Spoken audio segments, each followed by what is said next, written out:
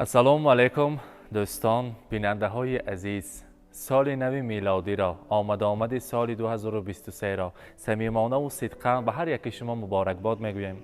سال 2022 سال خوب، سال اعلا بود که الکی امروز آخران روزی سال 2022 است. هر یک آرزوها کردیم، خداوند کریم بهر ما آن آرزوها را عملی کرد.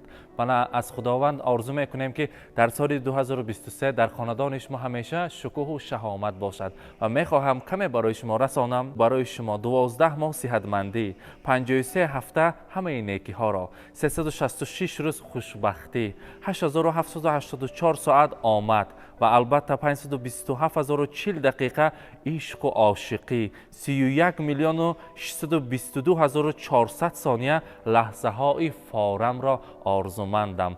تشکر میگویم که با من هستید، با شبکه شهنان هستید. البته خود را نگه دارید.